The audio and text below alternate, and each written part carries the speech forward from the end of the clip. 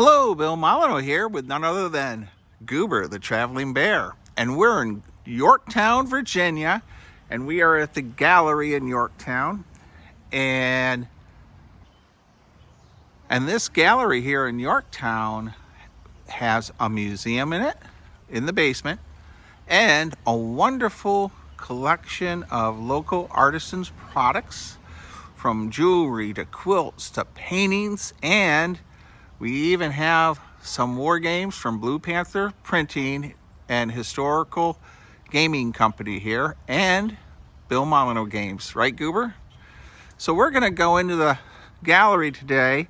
We've made a couple videos here already, but we have not made a video of the museum. So let's go on in and check out the Yorktown Museum in the gallery. And this is called the York Hall.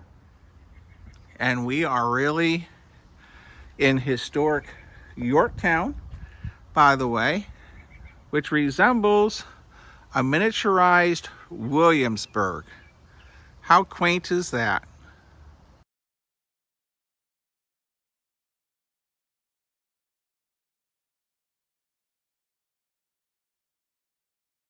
Well, to go to the museum, you need to take the elevator.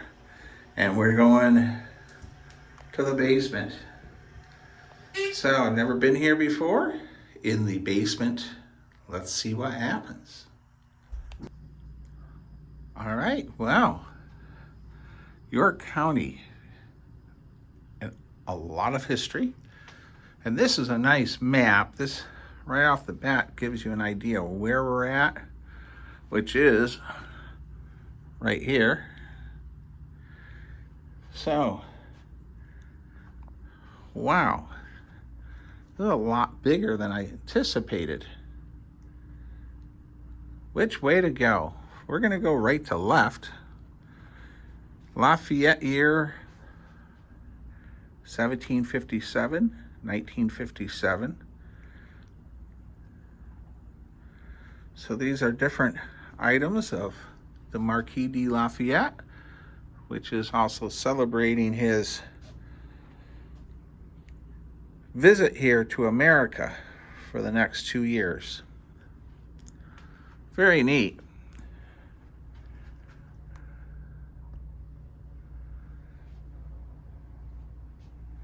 And there are a lot of display cases. These are different artifacts been found here in Yorktown. And really neat. One of the things you find at every historic site, French Indian War and Rev War, and even before, is tobacco pipes. Those clay pipes didn't last long. All right, we have a cannonball down there.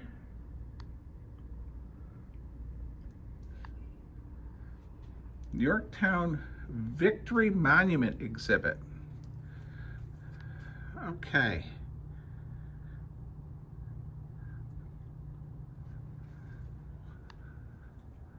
The Tin Man. The Tin Man is a model of a Revolutionary War soldier holding a musket. This model is in honor of the Battle of the Yorktown. CG-48 was named after the Battle of Yorktown on September 28th. Okay, the term plank owner refers to individuals who are members of the crew of the ship.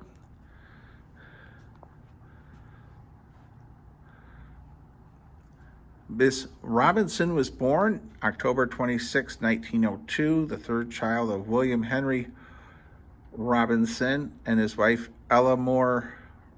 She had an exceptional, distinguished career as a teacher in York County school system for 42 years. Holy cow.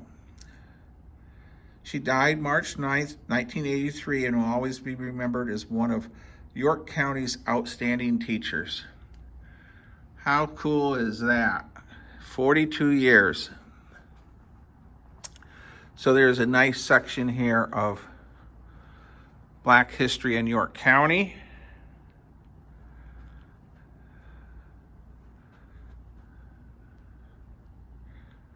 the James Weldon Johnson School.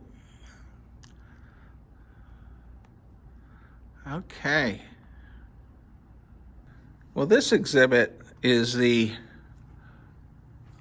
Yorktown Monument, which is really a huge monument, the Victory Monument. And I've made several videos of that. So they have the blueprints in here. Quite interesting how it was constructed. Liberty by Oscar J.W. Hansen.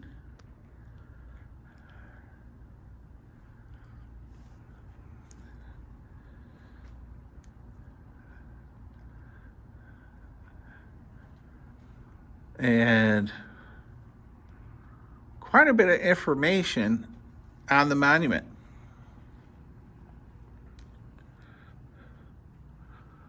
And just a lot of general information and really nice tribute to our African American heroes that served. Major General Donna Martin. And that's quite the fruit salad, as they call it at times, with the many campaign and ribbons. And here we have Lieutenant Colonel Floyd J. Carter Sr., Floyd Jr. Carter Sr., or J. Carter Sr., a native of York County, was born in 1923 and lived 95 years when he passed away March 8th, 2018. He was one of the last of the Tuskegee Airmen. And I've made several videos on the African American fighter pilots and bomber pilots. So really nice. York County, Virginia African American soldiers who gave their lives. Willie Lee Banks, World War I. William H. Johnson, World War II. Emmanuel Smith, World War II. Marius Jones, Vietnam. And Raymond G. Esty II, Operation Enduring Freedom. He passed away April 27th, 2011. Really nice display it here for African American heroes. So, all right, let's go on to the next room. All right, well, I have to say, if you come to Yorktown and you see the gallery in the old Yorktown Village, there is a lot to see down here. And I'm embarrassed. I've never been here, never seen it, never came down here. There is War of 1812 exhibit, Civil War exhibits, World War I veterans exhibit. And I know my friend Park Ranger Robert Ambrose, he likes World War I quite a bit. And so we have a campaign hat, gaiters. There's a Doughboy helmet, World War I watch, just a saddle, some clothing, uniform. There's a lot to see down here, a lot of placards. The historical overview. So as they do excavations here in Yorktown, really neat. These all tell a story. We have another display case. This looks to be World War II in Yorktown, Virginia.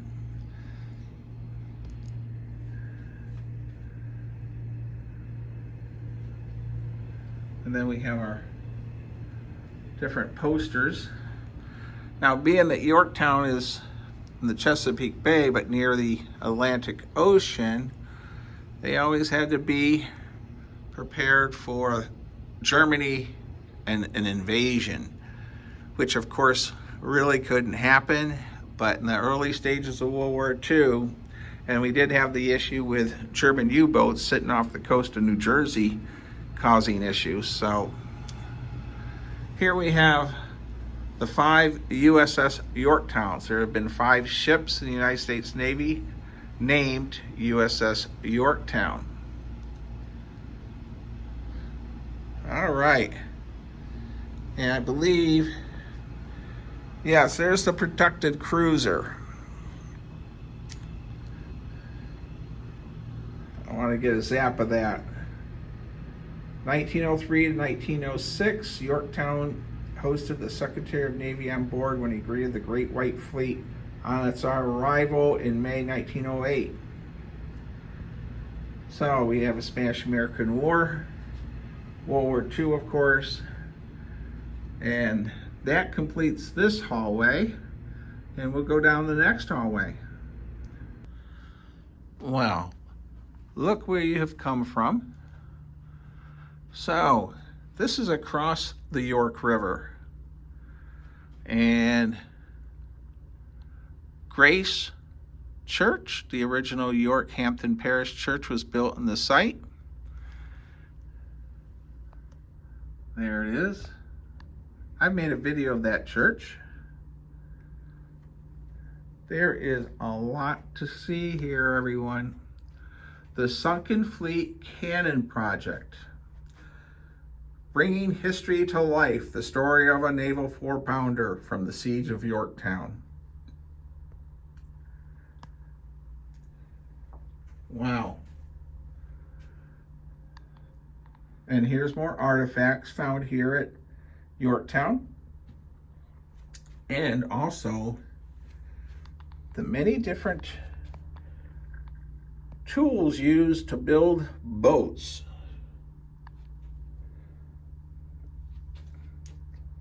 That is one big plane. So the boat business is a big business here. And there's a very nice Mariners Museum here in Yorktown along the beach. All right, the storm of 1933. Now in our video up in Middlesex, director Miss Holly went into detail about the big storm of 33. It really trashed the whole peninsula with that hurricane. So we'll continue on. We have clay pipes, cotton,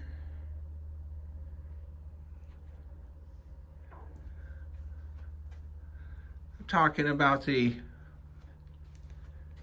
different items here in the case. I could spend all day going through these, so I'm just giving you a glimpse of all they have here, the history and background of this community.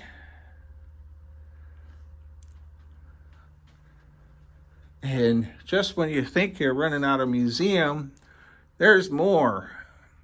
Gone and almost forgotten, the Crafton bottling works, where they made bottles. Look at that.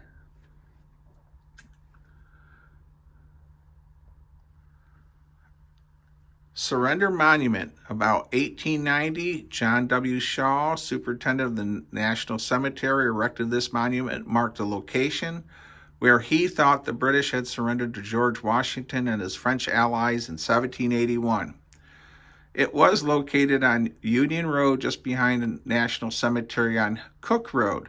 Erected at his own expense, its interior was filled with bricks and cement with the outward smooth cement surface. This location was later determined by the Colonial National Historical Park to be incorrect, and that monument was removed.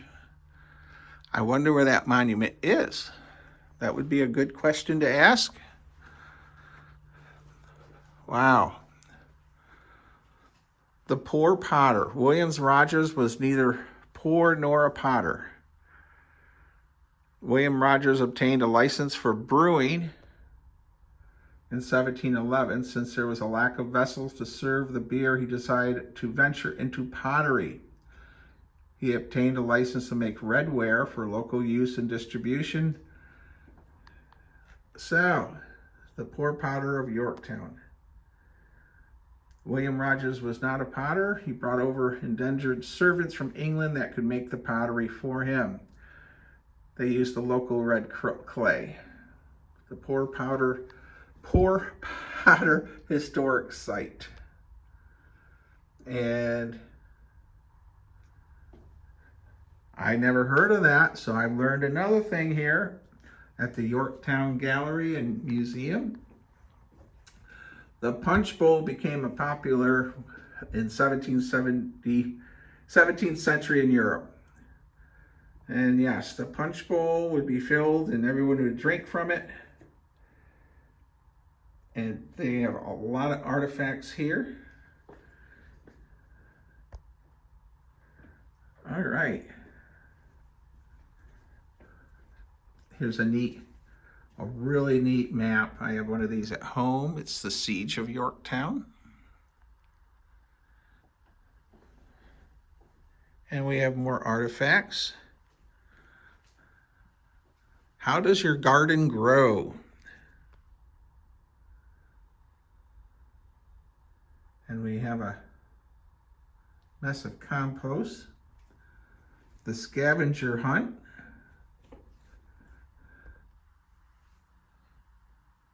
Fun for all ages. Okay, Martou's Fort discovered.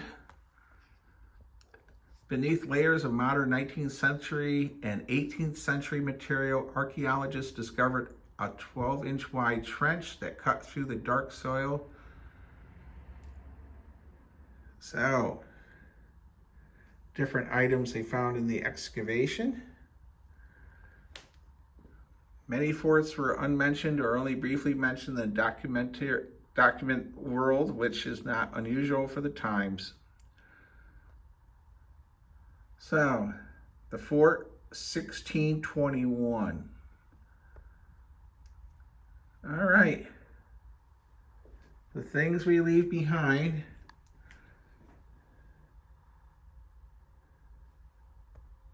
The Frisbee.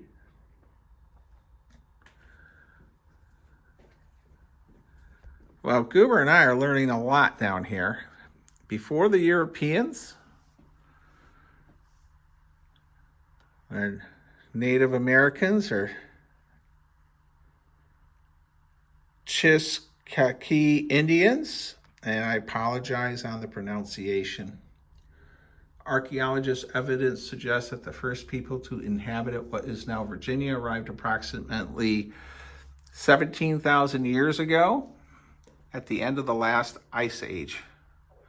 Over time, temperature and terrain became more hospitable, and bands of hunters and gatherers shifted to a life that combined planting crops with hunting, fishing, and gathering. Oh.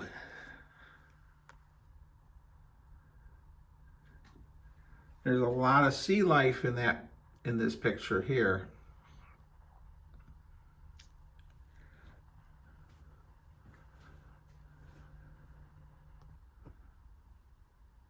Well, Goober the Traveling Bear and I learned a great deal in this museum, and we're ashamed we've never been in this museum because we've been in this building several times, including for a lecture back in the fall. So if you get a chance, visit Yorktown, Virginia, and visit the gallery and their wonderful museum in the basement. Thank you. Stay safe, be kind, and be courteous. Well, I'd also like to mention the museum has a nice Lafayette exhibit with, the American Friends for Lafayette.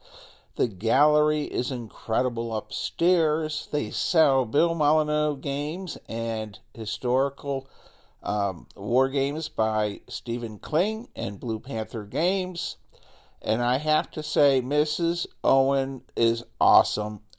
She has just been fantastic to work with, and she does a fantastic job in that gift shop at the gallery in Yorktown for the Historical Society. Thank you, everyone. Stay safe, be kind, and be courteous.